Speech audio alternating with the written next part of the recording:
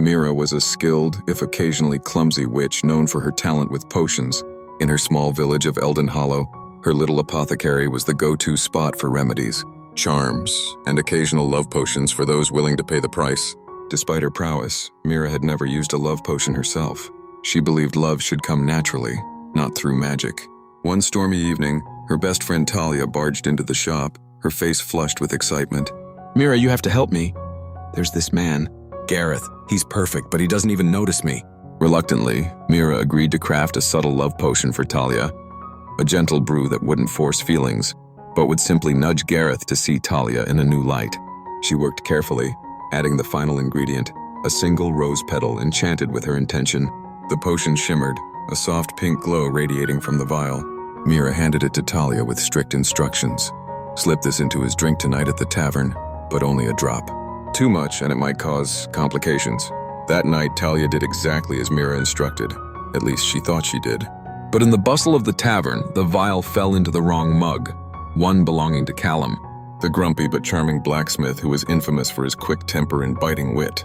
Callum took a hearty swig of his drink, completely unaware of the pink shimmer swirling inside. Moments later, his sharp eyes locked onto Mira, who had stopped by the tavern to check on Talia's progress. "Mira," Callum said, his gruff voice softening as he approached. Radiant tonight, Mira froze, confused by the sudden shift in his demeanor. Callum had never been particularly friendly. He often teased her about her witchcraft, calling her potion peddler in jest. But now his gaze was warm, his smile disarmingly sincere. "What's gotten into you?" Mira asked, trying to keep her voice steady. "Nothing at all," Callum said, taking her hand. "I've just realized something. You're the most enchanting woman I've ever met." Mira's heart dropped. The potion. Somehow it had affected Callum instead of Gareth. The next few days were a whirlwind of chaos. Callum was everywhere Mira went, bringing her flowers, offering to fix things in her shop, and even composing terribly awkward poems. The villagers, who were used to his gruff demeanor, were baffled by his sudden transformation. Talia, meanwhile, was furious. How could this happen? She demanded, her face red with anger. "I trusted you, Mira." "I don't know," Mira groaned. "Something must have gone wrong, but I'll fix it, I promise." Desperate to undo the mess, Mira searched through her grimoires looking for an antidote to the potion. But there was a problem. The potion's effects could only be reversed by true love, or by waiting for the magic to fade, which could take weeks. As Mira worked on a solution, Callum continued his relentless and awkward courtship. She found it unbearable, constantly reminding herself that his feelings weren't real. But as days passed, she started seeing a side of Callum she'd never noticed before. He had a sharp wit that made her laugh, and a surprising vulnerability beneath his gruff exterior. One evening, as they sat outside her shop, Callum shared a story about his late mother, who had taught him everything about blacksmithing. She always said love was about finding someone who could see the fire in you. His voice soft. Mira felt a pang in her chest. Was it possible that Callum's feelings, though magical in origin, had uncovered something real? Talia wasn't ready to forgive Mira, and Gareth remained oblivious to everything. Mira decided she couldn't let things continue as they were.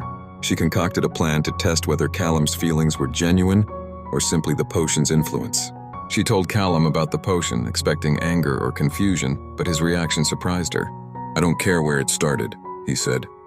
"What I feel now is real, but if you want me to prove it, I will." Mira devised a counter potion to neutralize the effects of the love brew.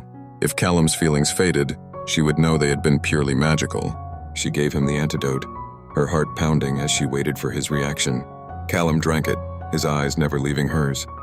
For a moment, nothing happened. Then he smiled. "I told you," he said, his voice steady. "I see your fire, Mira, and I don't need magic to feel this way." With the potion's effects gone, Callum's feelings remained, proving their bond was genuine. Talia, seeing the truth in Callum's devotion, forgave Mira and even laughed about the situation, realizing that perhaps Gareth wasn't the one for her after all. Mira and Callum's relationship blossomed naturally from that point, their love no longer bound by magic but by understanding, laughter, and shared moments. Callum still teased her, but now it was with affection, calling her his enchanting potion peddler. The villagers soon got used to seeing the blacksmith and the witch together, their unlikely romance becoming a favorite story in Eldon Hollow. As for Mira, she learned that sometimes, even magical mistakes could lead to the most unexpected and wonderful outcomes.